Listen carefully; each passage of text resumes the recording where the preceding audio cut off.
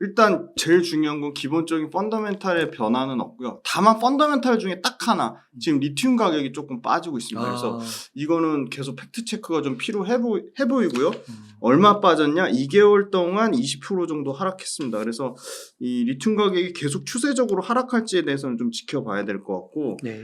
다만 이제 그거 외에 이제 전기차의 가장 중요한 판매량, 그다음에 전기차 회사들의 매출과 이익의 성장률, 2분기 실적 거의 다 나왔습니다. 제가 그래도 오늘 날짜를 잡아서 참 좋은 것 같아요. 웬만한 2분기 실적을 다 말씀드릴 수 있을 것 같습니다. 그래서 2분기 실적 현황, 그 다음에 세 번째가 뭐죠? 캐펙스 증가율, 그 다음에 네 번째 뭐 말씀드렸죠? 전기차의 침투율.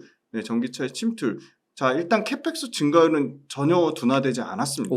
네, 그 다음에 두 번째, 이 회사들의 실적, 일부 기업의 굉장히 실적이 안 좋은 기업들도 있었지만 전체적인 양극재, 음극재, 뭐 도전재, 첨가재, 그 다음에 장비 업체들 밸류체인별로 차별화는 있었지만 그 와중에 우리가 관심 있게 보는 기업들은 실적이 상당히 선방했다. 예, 그 다음에 세 번째 포인트, 이 회사들의 매출 실적을 바탕으로 한 매출과 이익 증가율, 연간 매출 증가율, 영업이익 증가율이 꺾이지 않았다. 그다음에 네 번째, 글로벌 시장에서 이 국내 배터리 셀업체와 소재업체들의 시장 침투율과 소위 말하는 점유율이 꺾이지 않았다. 네, 그렇게 드릴 수 있을 것 같고요. 네. 제일 중요한 포인트를 짚어주셨어요. 수급입니다. 철저하게 단기간에 지금 거의 공매도에 의한 숏 커버링 물량으로 인해서 한 달 넘게 지금 에코프로랑 포스코그룹이 철저하게 수급의 논리에 의해서 단기간에 오른 부분이 저는 정상화 과정이라고 보고 있고요. 포스코 그룹이나 에코프로 그룹이나 소위 말하는 펀더멘탈의 변화는 사실 없습니다. 변화는 없고 펀더멘탈 중에는 딱 지금 하나 사실 아까 말씀드린 리튬의 가격 하락 부분, 그 부분만 좀 우려된다고 말씀드릴 수 있을 것 같고요. 리튬 가격 하락에 따른 양극재 업체들의 판가 하락은 새로운 사실은 아닙니다. 이미 양극재 업체들이 다 인지하고 있는 사실이고 양극재 업체들의 판가는 3분기까지는 어렵고, 그래서 양극재에 관련된 회사들이 3분기까지도 주가가 그렇게 탄력적으로 가기는 좀 조심스럽게 말씀드리지만 쉽진 않을 것 같다. 다만 4분기부터 양극재 판가가 정상화를 예상하고 있기 때문에 양극재 업체들의 연간 실적은 좀 깨지지 않을 거라고 보고 있고요. 계속 양극재만 강조되는 사이에 양극재랑 같이 그냥 덤탱이 씌워서 빠진 비양극재 업체들, 오늘은 좀 장비주를 중점적으로 좀 소개해드리려고 가져왔는데요. 양극재 아닌 비양극재, 음극재도 될 수 있고, 그 다음에 분리막이 될 수도 있고, 도전재가 될 수도 있고, 장비주가 될 수도 있고, 저는 비양극재 단에서는 사실 아직 그 소위 말하는 밸류에이션에 부담이 없는 종목들이 많기 때문에 그런 기업들 측면으로 사실 순환매가 충분히 돌 수도 있다고 보고 있습니다. 2차전지라고 기관이 다 싫어하거나 2차전지라고 외국인이 다 싫어하는 건 아니다. 물론 여전히 기관과 외국인이 불편한 감정을 드러내고 있지만, 그리고 또 꼭 말씀드리고 싶은 게 에코프로 그룹과 포스코 그룹은 수급에서 차별적인 움직임이 좀 보일 수밖에 없다. 에코프로 같은 경우는 그 공매도의 상당 부분이 상환이 된 상황이고, 포스코 그룹은 오히려 에코프로 그룹과 반대로 상당히 그 공매도 잔량이 많이 쌓인 상황입니다. 그래서 사실 포스코도 똑같이 에코프로 숏커버를 기대하고 포스코의 수급적인 측면에서 들어오신 분들은 굉장히 좀 리스크가 있다고 보고 있지만, 펀더멘탈 측면에서 오히려 그 소위 말한 숏커버 때문에 포스코가 올라야지, 그 측면 말고요. 제가 이거 지분율 잘못 얘기했다 또 엄청 또 공격의 대상을 받았는데, 포스코 홀딩스의 지금 외국인 지분율이 제가 36%라고 말씀드렸는데 정확하게 조금 기억에 오류가 있어서 수정 말씀드릴게요. 또 그거 가지고 또 너무 얘기를 많이 하셔가지고 참 곤혹스럽습니다. 지금 29% 정도 됩니다. 그러니까 30% 언더입니다. 그러니까 여러분들이 지적하신 게 맞고요. 29% 정도, 30% 미만인데 역대 최저 수준이에요. 포스코 홀딩스의 실적이 진짜 나빴을 때 2015년 당시만 해도 실적이, 그때는 2차전지 밸류가 아예 없을 때죠. 그럼에도 불구하고 외국인의 지분율은 46에서 47% 정도 수준을 유지했습니다. 그러니까 포스코 홀딩스의 그냥 정상적인 철강의 밸류만 봤을 때 46%, 47%의 지분율에서 지금 29% 정도 수준을 유지한다는 거는 2차전지 그냥 빼고 그냥 포스코라는 그룹사에 대해서 굉장히 외국인이 과도하게 매도된 상태다. 과매도된 상태라고 보고 있어서 이 포스코가 사실 철강 관련된 이 2분기 실적이 나왔는데 분기 지금 1조 3천억 정도 영업이익 체력이 회복이 됐거든요. 네. 근데 뭐 외국계 그 보고서에서는 철강 업체 중에 밸류가 가장 비싸다. 그다음에 리튬 관련된 회사 중에서도 가장 비싸다 해가지고 자기네들이 공매도 포지션 잡아놓고 굉장히 그 소위 말하는 포스코홀딩스의 굉장히 부정적인 15개월 만에 15일 안에 뭐 주가가 뭐 40% 넘게 빠진다 그런 소위 말하는 말 같지도 않은 보고서를 써가지고 예전에 에코프로비 맞아요. 똑같이 그 네. 똑같은 형태로 걔네가 그렇게 해가지고 이제는 개인 투자자분들이 그것 때문에 소위 말해서 쫄지 않고 안 파셔가지고 포스코홀딩스 지금 주가가 그렇게 큰 흔들림은 없습니다. 그래서 문제는 뭐냐? 2차전지 밸류를 제외하고 포스코는 외국인 투자자의 지분율이 정상화되는 과정은 분명히 나올 것이다. 그렇게 보고 있어요. 그러니까 2차전지 밸류 그다음에 공매도 수급을 떠나서 포스코홀딩스가 가진 과도한 외국인 지분율 하락이 좀 정상화될 거라고 보고 있고 여전히 포스코홀딩스에 대한 사실 그 외국인들은 2차전지에 대한 밸류를 전혀 안 주고 있다. 그래서 지금 포스코홀딩스가 주가가 올랐음에도 불구하고 2차전지의 밸류를 받으면 2차전지 업체들 소위 말하는 양극재 업체들 평균 PER 배수가 지금 2023년 기준으로 50배가 넘고요. 55배 정도 되고요. 근데 지금 사실 2차전지 양극재 업체의 영업이익률은 7% 정도가 맥스로 보는데 네. 이거를 이제 에코프로 이동철 회장님이 말한 차세대 양극재를 개발하면 그런 측면에서 우리가 12%에서 14%까지 올릴 수 있다. 그걸 감안한다 하더라도 저는 뭐 불가능은 아니라고 보고 있습니다. 왜냐면 엄청나게 에코프로비엠, 포스코 퓨처엠, LG와 그다음에 코스모 신소재, 그다음에 LNF 이 양극재 5대 천왕이 단결정 양극재, 망간리치, 그다음에 미드니켈 이 차세대 양극재에 대해서 LFP까지 엄청나게 지금 상용화에 지금 상당히 앞당기는 모습을 보여주고 있고요. 그래서 그런 측면에서 양극재 업체도 마진이 상당히 개선은 될 겁니다. 네. 그럼에도 불구하고 포스코홀딩스가 갖고 있는 그다음에 에코프로의 자회사인 에코프로 이노베이션이 갖고 있는 이 리튬으로 인한 마진 리튬 마진 어마어마한 마진이거든요. 지금 그때 예를 들어 엘버마라고 칠레 SQM이 마진이 좀 떨어져서 55% 나온다. 그 말씀드렸는데 포스코의 아르헨티나 그 염호에서 나오는 거는 EV 에비타 마진으로 아마 60%가 넘어갈 겁니다. 그러면 영업이익률로 보수적으로 잡아도 50% 이상 될 거고요.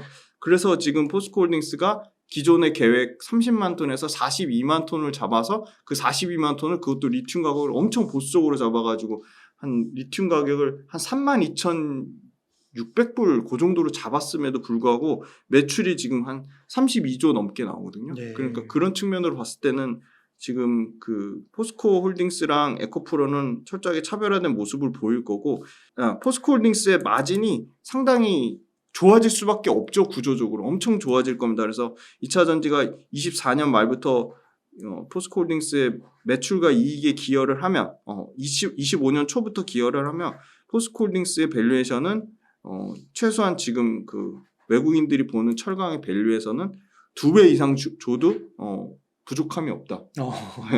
주가만 보지 말고 밸류에이션으로 봤을 때는 지금 포스코홀딩스 주가 빠져가지고 15배 밸류거든요.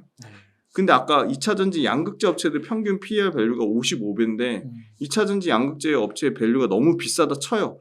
근데 지금 3분의 1 토막이잖아요. 근데 마진은 리튬 마진이 훨씬 잘 난다니까요. 리튬은 50% 이상 마진 나는 거고 그다음에 그 양극재는 마진이 엄청 좋아지면 13% 마진 나는 거거든요. 13% 마진인데 50% 마진이니까. 그리고 매출 규모도 사실은 계속 늘 거잖아요. 그렇죠. 그렇죠. 그래서 저는 포스코홀딩스가 주가 오른 것만 보지 말자. 여전히 밸류에이션 상으로는 그 소위 말하는 외국계 매도 리포트에 말도 안 되는 밸류를 보지 말고 포스코홀딩스의 앞으로 리튬의 가치가 기존 철강의 가치 얼마가 더 더해지는지 그거를 보자고 말씀드릴 수 있을 것 같습니다.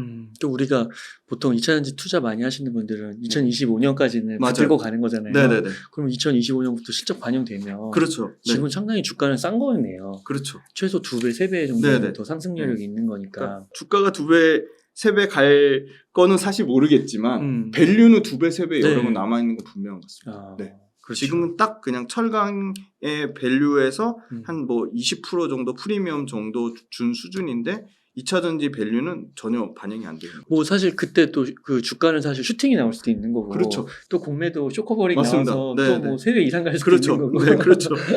자, 에코프로 지금 주가 빠졌는데 960% 올랐고요. 포스코홀딩스 주가 많이 올랐다고 하지만 118% 올랐습니다. 960대 118이에요. 이게 줄어들어도 최소한 뭐 포스코홀딩스가 여기서 최소한 2배, 3배 가도 예를 들어 119%에서 3배 가도 400 몇 프로죠. 그죠? 400 몇 프로면 그래도 에코프로 오른 거랑 2배 넘게 차이 나요. 네. 네. 근데 그러면 포스코홀딩스가 가진 리튬의 매출이 에코프로 가진 리튬의 매출 그 소위 말한 사이즈보다 그건 전혀 아니거든요. 리튬으로 매출은 아마 당연히 포스코홀딩스가 국내에서도 탑 찍을 거고요. 글로벌로도 43만 ton 매출로 하면요. 이게 어마어마한 양인 게요. 43만 ton 매출로 하면 아마 전체 전기차 글로벌 전체 전기차에 약 또 이 수치 조금 틀릴 수 있습니다. 13% 이상 되는 양이에요. 네. 어마어마한 양입니다. 지금 43만 톤 기준으로 하면. 엄청나네요. 그러니까 이제 포스코는 처음에 이제 시총이 그래도 조금 큰 면이 있으니까 그쵸. 네네. 막 에코프로처럼 막 800% 900%는 쉽지는 않을 것 같긴 네. 한데 그런 부분 충분히 감안해도 그럼에도 불구하고 119%대 960%의 그렇죠. 차이는 너무 크다. 줄어들 수밖에 없다. 너무 크다. 그렇다고 에코프로가 막 박살나서 960%에서 400% 떨어질 거라고 막말하시는 분들이 있는데 그러면 진짜 벌 받습니다. 그럴 가능성은 전혀 낮다고 봅니다. 왜냐? 에코프로도 너무 반가운 사실은 최근에 네이버가 드디어 고쳤어요. 당기순이익을 25년에 반토막을 해놨는데 정상화 해놨거든요. 그래요? 제가 맨날 PEG가 계산해드리잖아요. 에코프로, 포스코홀딩스 네이버 걸로 계산해보시면 PEG가 1배 미만이 나옵니다. 지금도 1배 미만이요? 네, 지금도 1배 미만이다. 2023년 기준으로는 1배가 넘고요. 24년, 25년 기준으로 계산하시면 포스코홀딩스 당연히 1배 미만으로 떨어지고요. 에코프로도 1배 미만으로 떨어집니다. 야, 그러니까 이게 지금 흔들리지 말고 진짜 처음에 그 마음가짐, 살 때의 마음가짐 다 2025년은 가져간다 마음 먹었었잖아요. 네네네. 그렇게 하시면은 좋은 결과가 있을 확률이 결코 낮아 보이지는 않는데요. 네, 정답은 없는데요. 25년까지 끌고 가셔서 손해볼 확률이 저는 더 낮다고 봐요. 그리고 최근에 약간 어떻게 보면은 우리는 이제 굉장히 강력한 박 이사님으로 인한 응집된 그러니까 똘똘 뭉친 강력한 투심이 일부 단기간에 너무 오른 나머지 일부 그중에 이탈해서 약간 변심해가지고 파신 분들이 있어요. 그분들 잘하신 것 같아요. 그분들 적정 수익 실현한 거 잘하신 거고요. 계속 저 꼭 말씀드리고 싶었던 게 뭐냐면 여기 나와서 수익은 엄청나는데 그건 제가 너무 잘 겪어봐서 하는데 수익은 막 1000% 난 것도 있고 저도 3000% 난 것도 있는데 그거 수익 실현 안 하면 그거 진짜 가상화폐예요, 진짜. 말 그대로 가상화폐. 적정 부분은 조금 2차전지 아직도 못 가져서 배 아프신 분들한테 조금 넘겨주세요. 조금 수익 실현하시고 20-30% 박 이사님도 또 적정한 가격이 너무 과도하게 오르면 수익 실현하라고 말씀하신 것처럼 저도 그 의견에 적극 공감하고 동감하는 게 너무 많이 단기간에 올랐잖아요. 그리고 수급적으로 지금 불안한 상황이고 그러면 싸게 사신 분은 조금 정리해서 현금 확보하시는 것도 나쁘지 않을 것 같아요. 심지어 딱 시기까지 말씀해 주신 게 10월달, 11월달에 이제 미리 좀 팔아놓고 왜냐면 1억 원어치 갖고 계신 분 10억 되신 분도 있고 2억 갖고 계신 분 20억 되신 분도 있고 막. 최근 얼마나 재밌는지 아세요? 에코프로 BM마 근데 그건 개인이 되기는 말이 안 돼요. 개인 계좌로 1조 찍힌 계좌가 있대요. 그러니까 그 중에 26일, 27일 박살 났잖아요. 그때 1조 찍힌 계좌에서 한 8천억 정도가 나왔다. 근데 그 정도 1조 찍힌 분이라고 하려면 진짜 지금 DS 투자증권이나 DS 자산운용 하시는 장덕수 회장님 정도가 개인 계좌로 1조 갖고 계신다고 얼핏 들었거든요. 그 정도 급이 아니고 일반 개인 투자자가 1조 갖고 있는 사람이 있을까? 물론 몇백억대 자산가들은 수두룩하겠지만 그냥 그 정도로 어떻게 보면 일부 개인 투자자 중에 이탈 현상이 있거든요. 근데 그거를 욕하기보다는 개인 투자자들이 변심해가지고 또 그런 얘기도 있더라고요. 외국인 기관 한테 이게 화살이 돌아가는 걸 어떻게든 무마하려고 개인 투자자들 너네가 변심해서 팔았잖아 이렇게 얘기하신 분들이 있는데 그 부분 솔직히 좀 있는 것 같아요. 근데 그거는 저는 잘하신 것 같고 현금 확보 일정 부분 왜냐하면 지금 장이 이렇게 막 엄청 막 구조적으로 지금 좋아지기에는 조금 다소 시간이 필요해 보이고 아까 말씀드린 그 대주주 양도세 물량 10억 되면 대주주 양도세 과세 물량 때문에 조금 현금화 하셔서 들고 계셨다가 또 대주주 양도세 때문에 단기간에 또 물량이 나와서 또 싸게 살 기회가 생기면 2025년 말씀 주신 2025년이란 긴 그림을 보고 다시 또 전략적으로 접근하는 것도 전 나쁘지 않다고 봅니다. 또 뭐 이런 매도 얘기를 해서 2차전지가 나쁘니까 다 팔고 그런 말씀이 전혀 아니고요. 일부 수익이 많이 나신 분들에 한해서 좀 정리하시는 것도 나쁘지 않다. 그렇게 말씀드리겠습니다. 그래서 에코프로 포스코홀딩스 좀 쥐고 있으셔가지고 고민되시는 분들 많으실 텐데 네네. 그런 분들은 오늘 김지훈 대표님께서 정말 대응 전략을 잘 말씀해 주신 것 약간 같아요. 비중 조절하는 것도 좀 필요해 보이고요.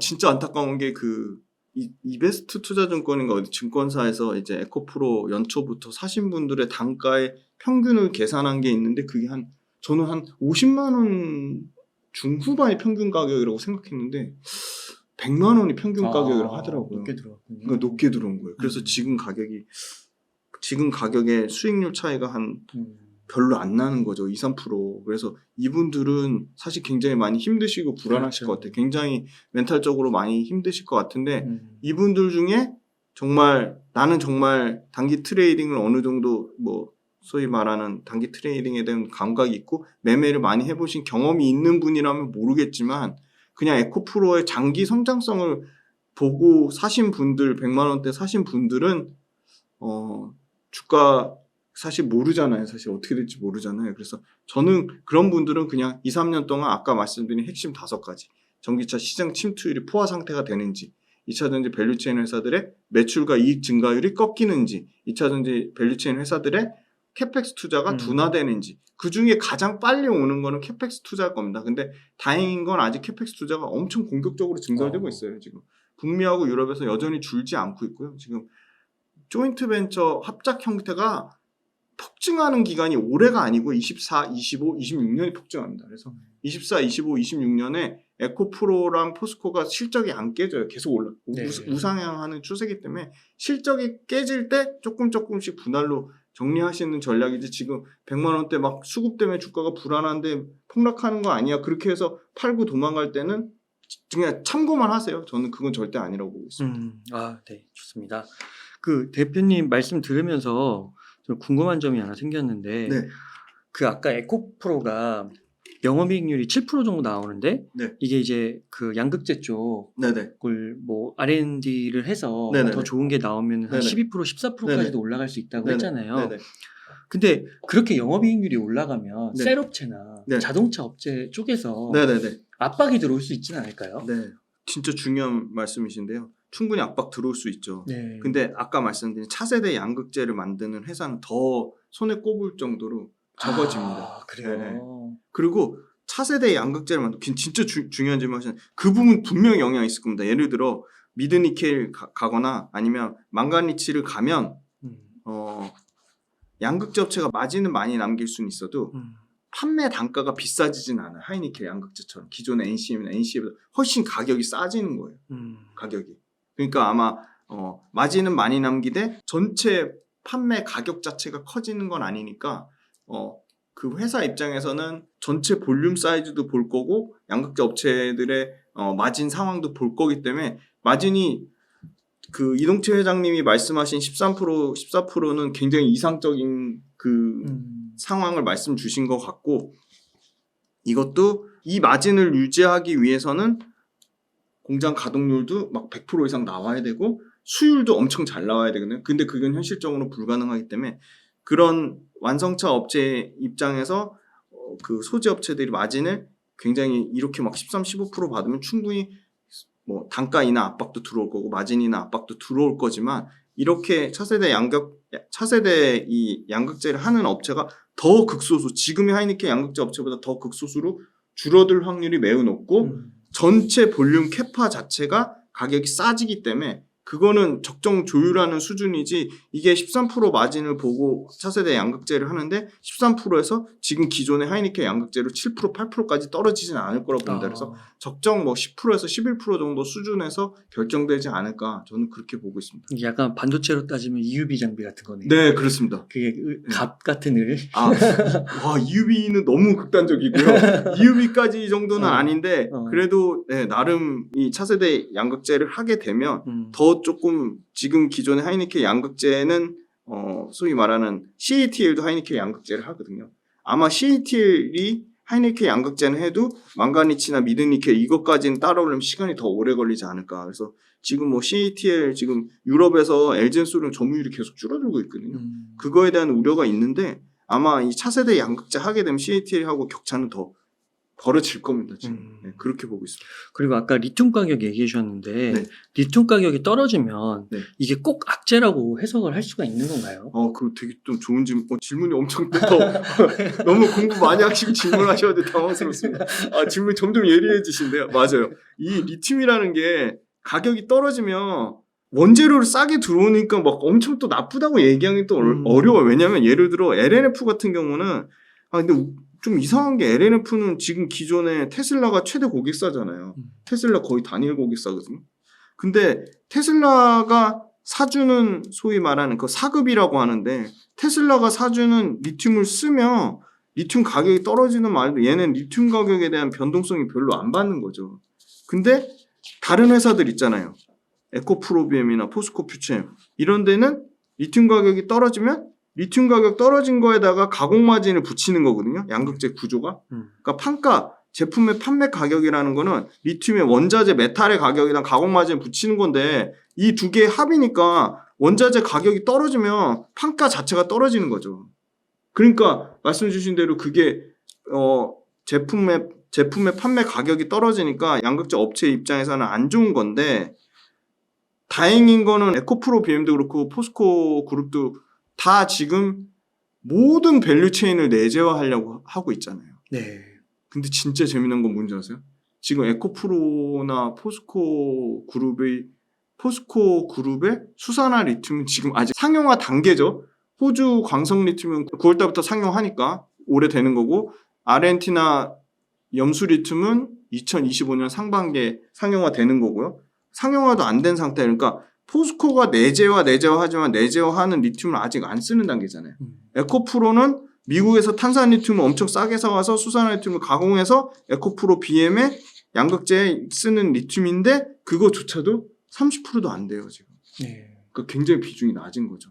그러니까 이 리튬 가격 낮은 거를 사실은 영향을 받으려면 포스코도 그렇고 에코프로 그룹도 그렇고 포스코 그룹의 그 리튬의 내재화가 못해도 60% 70% 이상 돼야 되는 거고 에코프로가 이노베이션에서 조달하는 수산화 리튬을 최소한 60% 70% 이상 내재화돼야지 더 마진이 좋아지고 리튬을 더 싸게 공급받을 수 있는 건데 지금은 다 사실은 외부에 갖다가 쓰니까 내재화 효과가 거의 없는 상황인 거죠. 그래서 내재화를 못한 거니까 리튬 가격 떨어지는 거에 더 직접적인 직격탄을 맞는 거고 내재화 되면 내재화 될수록 오히려 리튬 가격 원자재 싸게 조달하는 거를 에코프로 BM이나 포스코 입장에서는 더 긍정적으로 볼 수 있겠죠. 근데 지금은 약간 가격 떨어지는 거에 판가도 떨어지고 내재화도 못한 상태니까 좀 일종의 양날의 검이다. 그렇게 말씀드릴 수 있을 것 같아요. 2차전지 업체들 중에서 네. 실적이 좀 안 좋게 나온 기업들 있잖아요. 네, 있어요. 네. 그거는 뭐예요? 네, 실적 관련돼서 제가 딱 분류를 해봤는데 양극재 실적 LNF를 포함해서 그냥 쏘쏘고요. 그 다음에 분리막 실적 좋았습니다. 그리고 동박의 실적이 나빴어요. 그러니까 실적 나빴던 게 동박인데요. 동박이 왜 나빴을까? 동박은 양극재나 분리막에 비해서 기술적인 진입 장벽이 좀 매우 낮다고 보고 있거든요. 그래서 지금 중국 업체들이 엄청나게 많이 동박 관련돼서 공급을 늘려놨다. 공급을 늘려놓으니까 이 가격 판가가 그냥 상당히 많이 빠졌고요. 그 다음에 두 번째는 동박 관련된 업체들 사이에서도 경쟁, 아까 말씀드린 공급을 늘려놓은 것 때문에 굉장히 경쟁이 격하게 심화되고 있다. 심지어 동박 관련돼서는 이제 LG 화학도 나 동박할 거야. 그죠? 나오고 있죠. 네. 그다음에 LS 그룹도 동박 관련돼서 추가로 모멘텀이 나오고 있고요. 그 외에 기타 기업들 관련돼서도 지금 롯데 같은 경우가 지금 일진 머티리얼즈를 인수해서 지금 동박 관련돼서 지금 하고 있는데 실적을 보시면 동박 기업들 아까 말씀드린 중국발 공급가이기 때문에 SK 넥실리스가 전년 동기 대비 98.6% 감소했어요. 와. 2분기 영업이익이 4억, 그러니까 완전 박살이 났고요. 롯데 에너지 머티리얼도 영업이익이 전년 동기 대비해서 94% 감소했어요. 와. 영업이익 15억 기록했고요. 와. 그 다음에 양극재에 들어가는 양극바, 저는 진짜 삼화알루미늄을 좀 관심 있게 보자고 말씀드리는데 삼화알루미늄은 아직 실적이 안 나와서 그거는 아마 다음 시간에 대표님하고 업데이트 해드릴 수 있을 것 같고, 조일알루미늄 실적 나왔는데 전년 동기 대비 92.7% 감소했어요. 굉장히 실적이 나빴습니다. 와. 이게 일시적일지 하반기에도 이어질지는 조금 지켜봐야 될 것 같고요. 그래서 이 동박 관련된 업체들의 그러면 급격하게 늘어난 증설 물량이 급격하게 줄어들 거냐? 그러기는 시간이 필요해 보여서 하반기에도 실적에 대한 좀 부분이 있다. 그 다음에 광물 가격에 가장 민감한 양극재 업체 중에 LNF가 전년 동기 대비 95% 감소해서 영업이익 30억을 기록했거든요. 와. 엄청나게 감소했습니다. 그걸 보면 상대적으로 포스코 퓨처엠은 영업이익 521억을 기록했고요. LG화학의 첨단 소재 사업부는 1846억을 기록했고요. 에코프로비엠은 1147억을 기록했습니다. 에코프로비엠, 포스코 퓨처엠 실적 나빴다고 얘기했는데 이거 지금 동박업체랑 비교하면 엄청나게 잘 나온 거고요. 특히나 에코프로비엠 같은 경우는 1147억 영업이익 기록했고 영업이익률도 6%대를 회복했습니다. LG화학도 영업이익이 40% 감소했다고는 하지만 첨단 소재 사업부의 영업이익률은 양극재가 8.3%로 여전히 영업이익률 사상 최대를 기록하고 있고요. 포스코 퓨처엠도 2%대 영업이익률에서 지금 4.8 거의 5% 가까이 영업이익률이 회복이 되고 있다. 그래서 사실은 기타 업체들 비해서는 양극재 업체가 굉장히 실적이 선방한 거고요. 동박기업이 전체적인 동박기업 전체적으로 실적이 가장 부진했고요. 의외로 분리막이 실적이 좋았다고 해서 좀 소개를 해드리려고 하는데 분리막이 SKI 테크놀로지 같은 경우가 올해 1분기까지 6분기 연속 적자였는데 2분기에 흑자 전환했어요. 사실은 이 흑자 전환 이런 모멘텀을 주가가 굉장히 좋아하거든요. 맞아요. 근데 사실 SKI 테크놀로지는 이미 전 반영이 됐다고 보는 게 이미 요 실적 발표 나오기 전에 실적에 대한 기대감으로 주가가 다른 거 소위 양극재 부진할 때 분리막이 잠깐 반짝을 했었어요. 2주 전인가 아마 그랬고요. 그래서 지금 이거는 좀 어떻게 보면 소멸된 모멘텀이라고 보고 있고요. 다만 하반기까지도 계속 좋을 거라고 보는 이유가요. SKI 테크놀로지는 SK온이라는 굉장히 든든한 뒷배경이 있다. 지금 현재로서는 삼성 SDI를 제외하고 지금 SK온이 지금 5등, 6등이기 때문에 이미 5년간 분리막 공급 계약을 맺었고 북미하고 유럽에서 추가적으로 7년간 분리막 공급 계약을 맺을 것으로 보고 있어요. 저는 SKI 테크놀로지보다 오히려 삼성 SDI랑 최근에 5년간 5조 엄청난 양이죠. 삼성 SDI랑 5년간 5조 계약 맺은 WCP를 주목하고 있는데요. WCP도 2분기에 컨센서스에 부합하는 영업이익 167억을 기록했고요. 전년 동기 대비 14% 증가했습니다. 분리막이 오히려 배터리 폭발을 방지하는 소재, 그러니까 소위 말하는 그 양극할 물질이랑 음극할 물질이 섞이지 않게 나오는 그 소재인데 이게 배터리 안정성에 굉장히 중요한 역할을 미치기 때문에 아주 까다로운 승인 절차를 거쳐야 됩니다. 그래서 아까 말씀드린 음극박의 동박이라든지 양극박의 알루미늄 박이라든지 그거보다는 기술 진입 장벽이 더 높다고 지금 그 소위 말하는 업계에서 그렇게 분리막이 기술 진입 장벽이 나름 있다 그렇게 밝히고 있어서 분리막이 이게 2분기 실적 잘 나온 게 일회성인지 앞으로 계속 이어질지는 좀 지켜봐야 됐고, 분리막의 긍정적인 모멘텀은 그거예요. 중국의 분리막 업체, 그러니까 양극재도 중국 양극재 쓰지 않는 것처럼 분리막도 중국 분리막 쓰지 마라. 그래서 우리나라 업체가 북미하고 유럽에서 SKI 테크놀로지, WCP가 증설하는 물량만 다 합쳐도 75% 북미하고 유럽에서 분리막은 아마 WCP랑 SKI 테크놀로지가 싹쓸이 할 거로 보이고요. 그래서 75%가 되면 중국 업체들이 북미하고 유럽에서는 설 자리가 더 없어질 거다.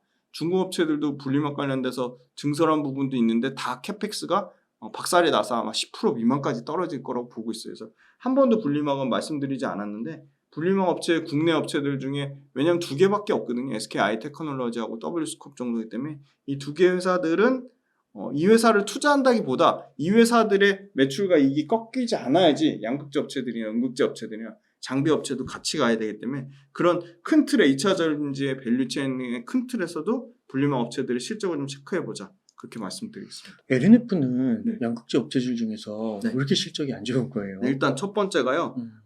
LNF가 밝힌 게 우리가 비싸게 사실 원자재 사서 그러니까 얘네도 100% 테슬라에 그냥 사급받은 물량으로 하면은 사실 지금 리튬 가격 박살난 거 크게 영향이 없을 텐데 100% 사급이 아니고 우리도 광물 직접 조달해가지고 하는 비사급을 늘리겠다고 했거든요.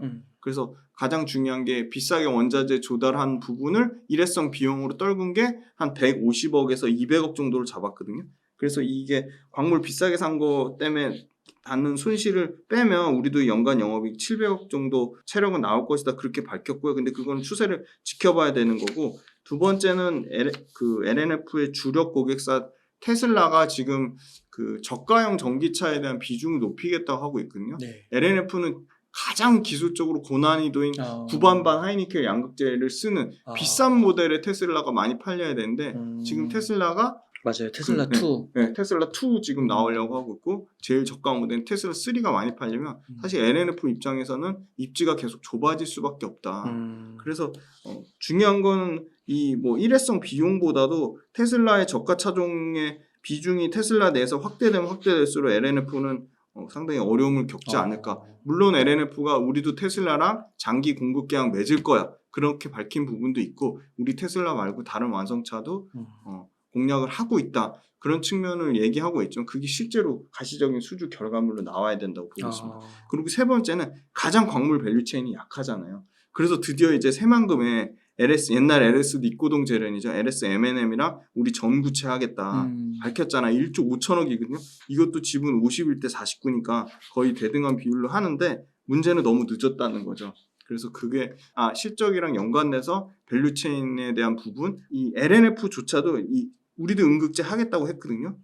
근데 지금 음극재 관련돼서 대주전자 재료를 번외로 하더라도 포스코 실리콘 그 다음에 SKC, SK머티리얼즈, 한솔케미칼 지금 상당히 많은 기업들이 지금 이미 지금 25년도 양산을 보고 하고 있기 때문에 LNF가 좀 너무 늦은 감이 있다. 근데 어찌됐건 그 매출처 다변화하는 거는 굉장히 긍정적으로 보고 있고 밸류에이션도 너무 싼데 중요한 건 지금 2분기 실적 안 나온 건 이미 다 알려진 사실이고 3분기, 4분기에 그럼 일회성 비용 떨고 연간 영업이익 500억에서 700억 정도 체력이 나올까? 그건 좀 지켜봐야 될 것 같습니다. 그렇군요.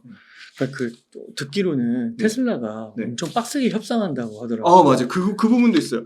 테슬라 관련돼서 테슬라랑 뭐 계약하면 뭐 지금 전기차 테슬라가 판매량으로 치면은 BYD 다음으로 2등이니까 굉장히 뭐 Q의 확대를 인해서 이게 영업 레버리지 마진 효과를 볼 것으로 예상하는데 이것도 박 이사님이 너무 잘 말씀해 주셔서 그런 부분이 상당히 있는 것 같아요. 굉장히 마진을 박하게 하고 사실은 어떻게 보면 양아치처럼 마진 박하게 해가지고 자기네들 이익 많이 남겨먹고 테슬라 마진 보면은 지금 전기차 업체 중에 유일하게 15%가 넘거든요. 근데 얘네도 지금 2분기 실적 보면은 마진 10%까지 떨어졌는데 그래도 전기차 중에 이 마진 10% 나오는 데가 지금 사실 테슬라밖에 없거든요. 현대차가 이번에 엄청 실적 잘 나와가지고 현대차가 9.9 그러니까 반올림하면 10% 실적 나왔거든요.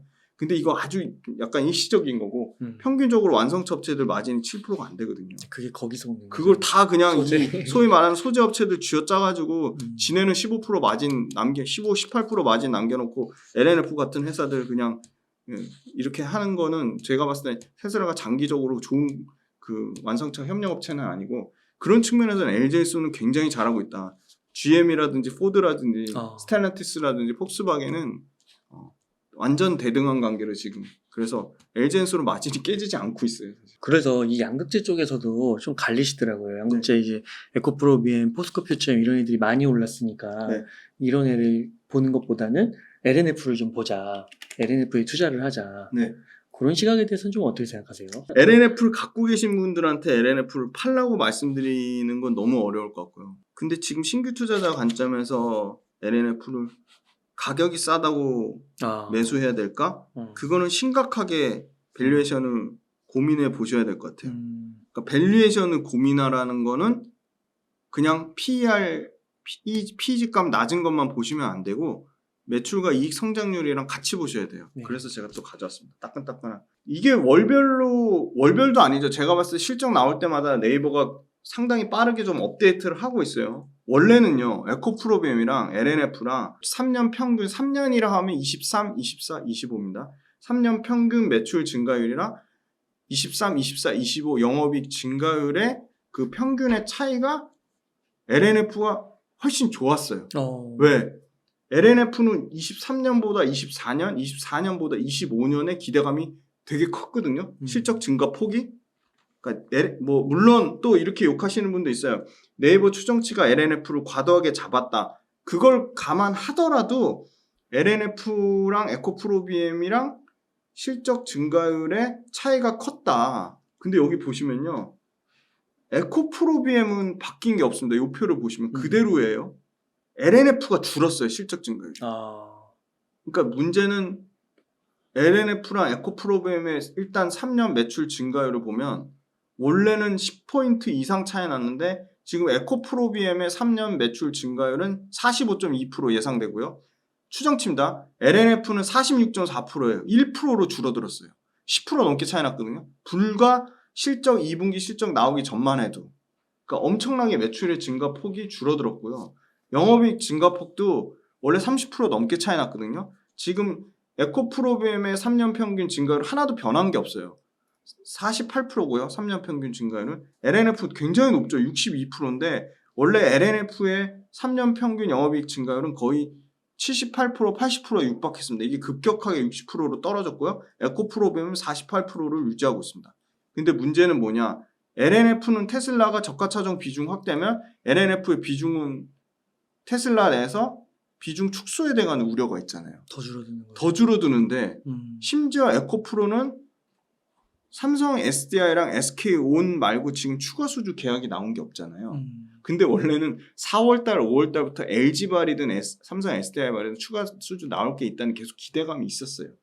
근데 LG엔솔하고 워낙 사이가 안 좋다 보니까 LG엔솔 쪽으로 수주가 아예 안 나왔는데 지금 그 소위 말하는 LG엔솔의 기대가 안 나오더라도 삼성 SDI가 지금 유럽에서 굉장히 출하량이나 점유율이 많이 올라가고 있어요. 네. 그리고 삼성 SDI가 파는 차종 BMW 고가 차종 있잖아요. i7이나 X 모델. 그리고 삼성 SDI에 하는 리비안 픽업 트럭이 컨센서스를 상회하는 수준으로 잘 팔리고 있어요.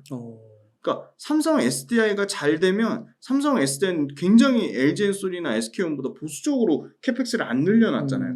그럼 합리적으로 추론해 볼 수 있어. 삼성 SDI가 유럽에서 캐펙스가 SK온이나 LG엔솔만큼은 아니더라도 그 최소한 그거의 절반 정도 수준? 아니면 아주 보수적으로 잡아서 40에서 30% 정도는 캐펙스가 늘어날 가능성이 있네? 그러면 삼성 SDI의 가장 핵심 우량 고객사는 포스코 퓨처엠이 아니라 에코프로비엠이거든요. 단기적으로 에코프로비엠 말고 포스코 퓨처엠이 삼성 SDI랑 그러니까 대형 계약이 터져서 그렇지 삼성 SDI의 가장 양극재 핵심 납품처는 에코프로비엠이기 때문에 네. 삼성 SDI가 유럽에서 북미에서 커질 가능성이 매우 높다고 보면 에코프로비엠은 오히려 더 커지는 LNF보다 더 추가 수주 가능성이 좀 기대감이 높다고 보고 있어요. 그렇군요. 네. 그래서 에코프로비엠이 비싸지만 밸류에이션으로 보면 또 밸류에이션 비교해 드릴게요. 상대적으로 비쌉니다. 근데 워낙 그 에코프로비엠이 최근에 주가가 많이 빠짐으로 인해서 밸류에이션이 싸졌고요.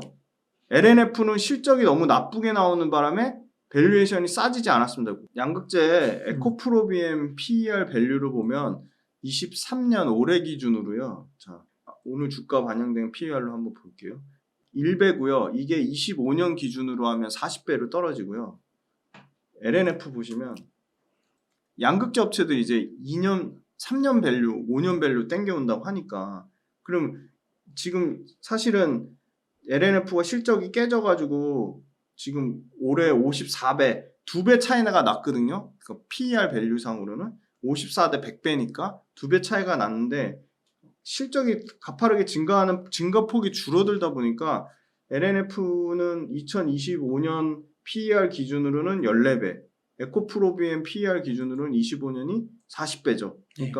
그러니까 PER로는 14배 대 40배인데 이거를 이제 PEG 값, EPS 성장률로 나누면 에코프로비엠은 0.84배가 나오고요.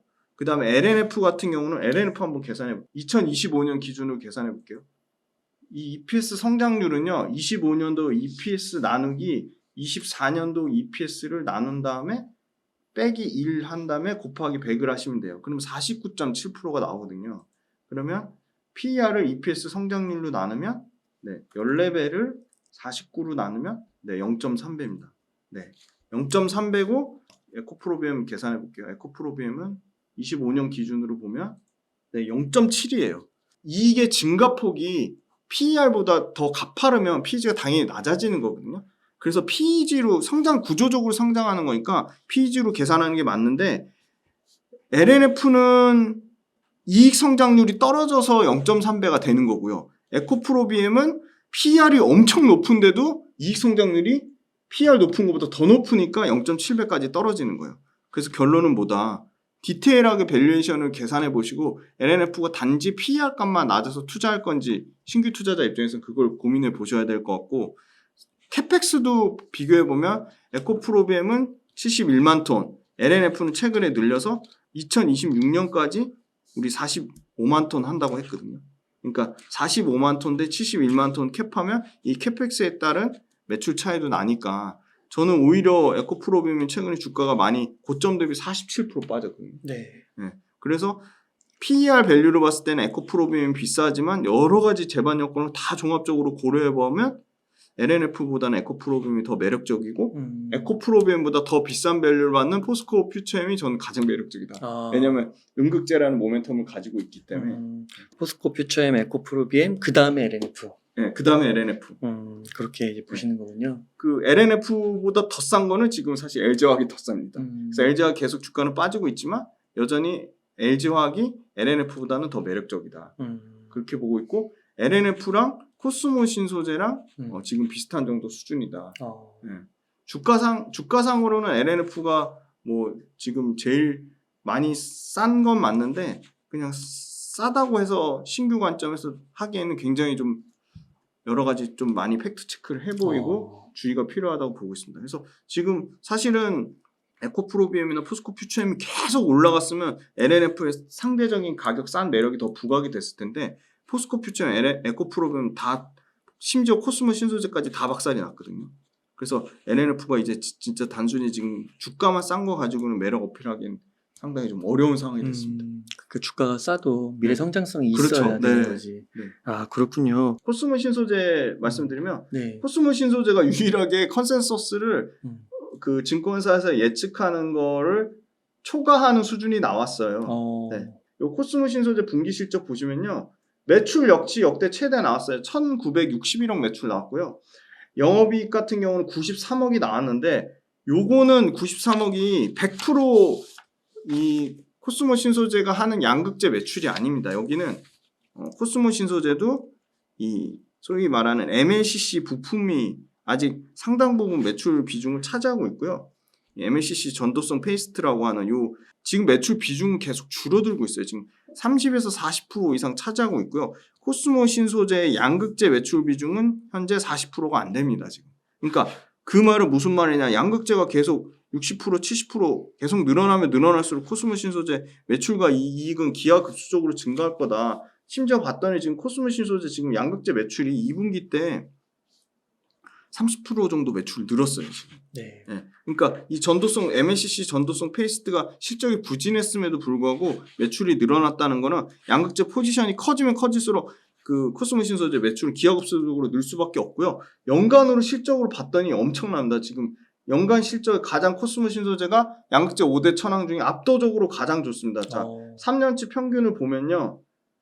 코스모 신소재의 3년치 매출 평균은 1등입니다. 원래는 포스코 퓨처엠이 1등인데요. 포스코 퓨처엠은 매출 증가폭이 약간 둔화됐고요. 자, 코스모 신소재 압도적으로 1등입니다. 81.1% 매출 증가율 나오고요. 영업이익 증가율도 압도적인 1등입니다. 82.8% 영업이익 증가율 나와서 실적 증가폭은 가장 높다. 단 요거 꼭 말씀드리고 싶은 게 에코프로비엠은 현재 18만 톤에서 71만 톤 가는 그림이고요. 코스모 신소재는 3만 톤에서 15에서 20만 톤 가는 그림이거든요. 그러면 같은 5배가 늘어나도 18만 톤에서 71만 톤 가는 거고, 포스코 퓨처엠 또 말씀드릴게요. 포스코 퓨처엠은 장기 100만 톤 가는 그림인데, 포스코 퓨처엠 현재 캐파가 아마 에코프로비엠보다 조금 적을 겁니다. 지금 한 8, 9만 톤 되는 걸로 알고 있는데, 여기서 100만 톤 가는 그림이랑 3만 톤에서 15만 톤 가는 그림이랑 당연히 캐펙스가 더 높은 거에서 갈수록 그게 훨씬 더 수율 잡기도 어렵고 마진도 더 많이 남고 어렵다. 그래서 작은 캐파 3만 톤에서 15만 톤 가는 거 5배, 같은 5배 성장이라도 18만 톤에서 71만 톤 가는 거에 더 프리미엄을 줘야 되는데, 그런 측면에서 코스모 신소재가 단기적으로 주가 상승률이 가장 높았는데 최근에 부진한 이유가 그런 부분이 좀 밸류에이션에 좀 반영이 좀 돼 있다고 보고 있고요. 단순하게 숫자만 봤을 때는 코스모 신소재가 가장 숫자는 좋은데, 종합적으로 따져봤을 때는 포스코 퓨처엠이나 LNF보다 캐펙스에서 워낙 너무나 월등히 차이 나기 때문에 심지어 LG화학이나 LNF보다도 캐펙스가 10분의 1 정도 수준밖에 안 되거든요. 네. 그러니까 너무 차이가 많이 나기 때문에 코스모 신소재를 가지신 분이 전체적인 양극재 성장이랑 그림을 보고 보유하는 관점은 전 나쁘지 않은데, 신규 관점에서 똑같이 에코프로비엠, 포스코 퓨처엠 빠질 때 코스모 신소재도 빠졌으니까 고점보다 21만 원 찍고 지금 15만 원대니까 너무 싸네. 이거는 굉장히 좀 잘못된 전략이다. 물론 제일 숫자로 봤을 때는 가장 너무 좋거든요. 그러니까 단순하게 봤을 때는 매출 연간 3년 동안 80% 성장하고 이익 80% 성장하면 엄청나게 성장하는데, 근데 그 내면을 까보면 캐펙스가 너무 작다. 그렇게 말씀드리고, 코스모 신소재도 밸류체인이 약해요. LNF보다는 코스모 신소재는 심지어 지금 캘리포니아의 라운드롭이랑 지금 리튬 광산을 지금 개발하고 있거든요. 그게 뭐 내년이든 내후년이든 분명히 가시화된 결과물이 나올 것이라고 예상은 하고 있지만, 워낙 밸류체인 단에서 포스코 그룹이나 에코프로브나 LG그룹에 비해서는 월등히 약하기 때문에, 그런 측면을 봤을 때는 코스모 신소재가 포스코 퓨처엠이나 에코프로비엠처럼 강하게 만약에 다시 2차전지 모멘텀이, 그러니까 2차전지 사이클이 다시 돌아와서 다시 강하게 치고 가기에는 쉽진 않아 보여요. 그래서 신규 관점으로 가장, 역시나 그냥 개인적인 의견에 참고만 하세요. 네, 제발 참고만 부탁드릴게요. 개인적으로는 역시나 1등주인 에코프로 BM, 그 다음에 포스코 퓨처엠, LG화학 요 3개가 가장 매력적이다. LG화학 주가 빠졌다고 매력이 떨어지는 건 아닙니다. LG화학도 캐펙스가 여전히 48만 톤 캐펙스로 치면 3등이고요. 가격으로 봐도 제일 싸고, 단지 LG화학이 박살나는 이유는 그 소위 말하는 LG 그룹사에 대한 투심 자체가 너무 나쁘다. LG 화학 자체가 문제가 있다기보다는요. 야, 그러면 LG화학도 첨단 소재 양극재 사업부 또 분할 또 하겠네. 맞아요. 그런 투자 심리가, LG 화학 얘기하면 유독 욕을 더 많이 하세요. LNF만큼 욕을 많이 하세요. 진짜 그 양극재까지 분리하면 진짜 너무한 것 같아요. 그렇죠. 네. 그렇죠. 네. 그건 분명히 있는 것 같고, 그렇게까지는 안 할 겁니다, 사실은. LG화학 이제 요 표 실적 보여주실 건데요. 이거 주요 사업부별 가져왔는데요. 엄청 줄었어요. 석유화학이 1666억 적자였다가 510억 적자였다가 2분기에 130억. 아마 3분기에는 흑자 전환될 거예요. 근데 석유화학 업황에 대한 부정적인 센티가 지금 너무 크고요. 여전히 지금 전체 매출로 치면은 40% 정도 차지하고 있기 때문에 첨단 소재가 이제 완전히 매출과 이익에서 완전, 이익은 이미 뛰어넘었고요. 매출 단에서는 지금 그 석유화학 사업부에 그거를 매출 캐펙스를 못 넘고 있어요. 첨단 소재가. 그리고 생명과학도 1분기 실적 좋았는데 지금 적자 기록했거든요. 90억 적자를 기록했거든요. 그래서 첨단 소재 혼자서 아무리 고군분투해도 덩어리 큰 이제 그 석유화학이랑 생명과학에서 기본 정도 수준을 유지해줘야 되는데, 그걸 못하면은 LG화학 전체 사업부의 매출과 이익은 깨질 수밖에 없다. 그래서 LG화학은 순수하게 양극재 밸류만 받는 게 아니고 이 석유화학에 대한 거가 완전히, 그래서 지금 석유화학 이 공장 매각하는 얘기도 나오는 게, 석유화학 비중을 계속 줄이려고 하고 있어요. 사실 무근이다라고 하고 있지만 충분히 석유화학 사업부의 포지션을 계속 줄일 겁니다. 계속 줄이고 LG화학이 이 첨단 소재를 더 강력하게 밀어주면 LG화학도 2차전지 밸류를 전혀 못 받고 있기 때문에 가능성이 있는 게 LG화학이 지금 6조 최근에 2025년까지 6조 투자하겠다고 했거든요. 6조 중에 양극재하고 분리막 3조 넘게 투자합니다. 그래서 LG화학도 지금 2차전지 소재 완전 진심이고요. 굉장히 공격적으로 투자를 하고 있다. 그렇게 말씀드리고 LG화학도 그 리튬 강산, 니켈 강산을 가장 또 포스코 그룹이나 에코프로 그룹 못지않게 공격적으로 매입을 하고 있다. 그래서 LG화학도 밸류체인 수직 계열을 굉장히 잘하고 있다. 그렇게 말씀드렸습니다. 또 LG화학은 뭐 전구체도 한다고. 네, 전구체 사업도 하고 분리막 하고요, 동박하고요.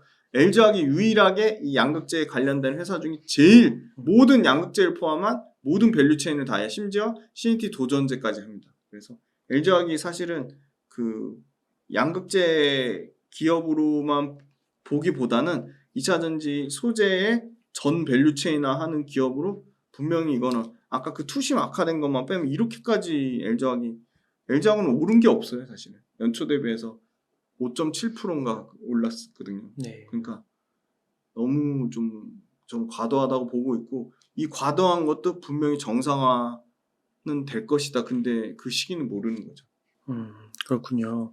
그래서 그 양산 물량 뭐 그런 걸 좀 따져봤을 때는 네. 포스코 퓨처엠, 네. 그다음에 에코프로비엠 압도적입니다. 거의 두 개가 네, 압도적이고. 두 개가 압도적입니다.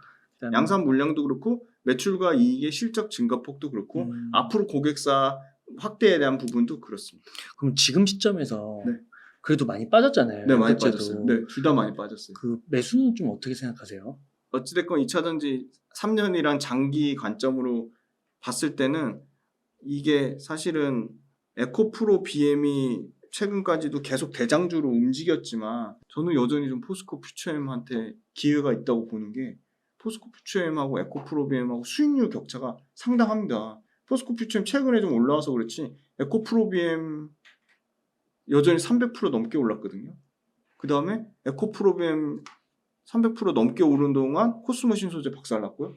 포스코 퓨처엠 박살났고 LG화학 박살났거든요. 그래서 그냥 참고만 하세요. 또 뭐 포스코 퓨처엠 얘기하면 그렇게 부정적으로 생각하지 마시고요. 포스코 퓨처엠이 저는 캐펙스로도 딸리지 않죠. 자본력으로도 딸리지 않죠. 그 다음에 소위 말한 밸류체인으로도 딸리지 않죠. 포스코 그룹사의 전폭적인 지원을 받고 있죠. 그 다음에 수주 잔량도 압도적이에요. 106조. 106조가 3년에 나눠서 반영이 됩니다. 단점은 딱 PER이 비싼데 포스코 퓨처엠 PEG 값 계산해 보세요. 1배 미만으로 급격하게 떨어집니다. 그래요. 네, 포스코 퓨처엠 24년, 25년 거 딱 계산 지금 바로 해볼게요. 자, EPS 성장률이 얼마냐? 요거 다양하게 계산해 보세요. EV EBITDA를 영업이익 성장률로도 나눠 보시고요. PER을 EPS 성장률로도 나눠 보세요. 자, 포스코 퓨처엠도 주가가 30% 이상 조정을 받았어요. 과도하게 오버슈팅 나온 부분 이제 정상화 과정 중에 있고요. EPS 성장률이 얼마냐? 포스코 퓨처엠은 EPS 성장률 2024년에 EPS 성장률 어떻게 계산하죠? 24년에 EPS를 23년에 EPS로 나눠서 빼기 1 한 다음에 곱하기 100 하면 됩니다. 5,750 나누기 3,056 나누면 와 88%가 나와요. EPS 성장률이. 그거를 PEG가 2024년에 PEG 50.98로 나눠볼게요. 0.57배가 나오고요. 25년도 PEG 값 구해볼게요. 2025년도 PEG는 2025년도 EPS 9,504 나누기 자, 같이 계산해볼게요. 네, 네이버 금융 컨센서스를 참고했습니다. 5,750을 나누면 65.3% EPS 성장률이 나오고요. PER은 2025년에 46배까지 떨어지죠. 46.3 나누기 아까 EPS 성장률 65.4 하면 0.7배. 2025년에 다소 올라가지면 0.7배예요. 그러니까 PEG 값 기준으로 1배 미만이니까 원래 아주 그 피터 린치는 PEG 값 1.5배까지는 본다고 하는데 나는 1.5배 너무 과해. 엄청 보수적으로 1.2배까지만 볼 거야 해도 계산해 볼까요? 얼마 상승 여력이 남아있는지 1.2 나누기 0.7하면 71% 성장 여력이 남아있는 거죠. 네. 그리고 포스코 퓨처엠 계산하는 방법 알려드렸잖아요. 캐펙스 곱하기 톤당 얼마. 그것도 한번 지금 오랜만에 계산해볼까요? 얘네가 100만 톤 하겠다고 했잖아요. 자, 100만 톤으로 계산해볼게요. 자, 100만 톤 곱하기 얼마야? 톤당 5천만 원 잡을게요. 이것도 6천만 원 잡으실 수 있고 6,500만 원 잡으실 수 있어요. 4천만 원 보수적으로 잡으실 수 있어요. 저는 5천만 원 정도 수준을 유지할 것 같아요. 5만, 50만, 500만, 5천만 원. 네. 요거 곱하기 마진율 8% 잡을게요. 10%, 12%, 13% 잡으셔도 돼요. 자, 8% 잡을게요. 0.08. 그러면 20, 100, 1000, 만, 10만, 100만, 1000만, 억, 10억, 100억, 1000억조. 4조예요. 그죠? 그러면 25년에 그러면 나는 영업이익 배수 4조에다가 엄청 보수적으로 25년이 지금 25년 포스코 퓨처엠의 PER은 46배인데 나는 보수적으로 30배만 줄게. 2027년에는 20배까지 떨어질 거고 2025년 PER은 한 40배 정도인데 40배는 너무 과한 것 같고 30배만 줄게. 그럼 배수를 30배수를 주면 4조에 30배 배수 줘서 120조예요. 그죠? 그러면 120조를 상장 주식수로 나눠볼게요. 120조 나누기. 포스코 퓨처엠의 상장 주식수는 77463,220입니다. 와, 154만원이 나와요. 네, 톤당 5천만 원에다가 총 캐펙스 그러면 그게 총 매출이 나오는 거거든요. 거기서 영업이익률을 곱하면 영업이익이 나오는 거고 영업이익에다가 영업이익 배수를 곱하면 멀티플을 곱하면 그게 전체 시가총액이 나오는 거죠. 그 시가총액을 상장 주식수로 나누면 이제 목표 적정 주가가 나오는 거죠. 그때 아까 150만 원 정도가 나왔어요. 네, 그러니까 한 3배. 네, 그렇죠. 그러니까 3배 넘게. 맞아요. 네. 와. 캐펙스로 기준하면 캐펙스로 하면 아까 100만 톤을 했을 때는 150만 원까지 나와야지 정상적인 적정 주가로 보는 거죠. 야, 멀티플 30만 줬는데도 그러네요. 그렇죠. 40 주면 더 올라가겠죠. 그리고 이익률 저 8% 줬잖아요. 이익률 10% 주면 더 올라가겠죠. 야, 최소 3배네요. 그렇죠. 네. 아, 합리적으로 계산 나오죠, 이거. 에코프로비움 계산해 보세요. 71만 톤을. 에코프로비움 마지막 해 볼게요. 자, 71만 톤을 계산해 볼게요. 71만 톤 곱하기 한번 더 보수적으로 잡아 볼게요. 그 가격이 떨어진다고 보고요. 톤당 그러면 저는 근데 71만 톤은 어디서 확인하는 거예요? 2027년까지 에코프로비움 71만 톤 캐펙스를 하겠다고 에코프로비움 IR 자료에 가면 다 나와 있습니다. 네. 네. 포스코 퓨처엠 100만 톤도 기사 검색해도 나오고 포스코 퓨처엠 IR 자료에도 다 나와 있습니다. 자, 71만 톤을 계산해 볼게요. 71만 톤에 가격 떨어진다고 보고요. 양극재 4,500만 원을 계산할게요. 45만 450만 4,500만 계산하면 31조 9,500원 나오거든요. 자, 영업이익률은 똑같이 포스코 퓨처엠을 똑같이 정해져 8% 적용할게요. 0.08. 그죠? 그러면 2조 5,560억 정도 나와요. 그죠? 영업이익이. 네. 배수 얼마 준다고 똑같이 30배. 그죠? 30배 줄게요. 그러면 76조 6,800 76조 6,800억 나와요. 자, 이거를 상장 주식수로 나눠볼게요. 에코프로 BM의 상장 주식수로 나눠야겠죠. 그죠? 주식수가 더 많아요. 에코프로비움. 97801-344 9,780만 1,344주 78만 원. 그죠? 78만 4,038원. 71만 톤으로 계산했을 때. 그래서 딱 요거만 봐도 저희가 보세요. 58만 원까지 한번 오버슈팅 나왔잖아요. 그러니까 과도하게 나온 거죠.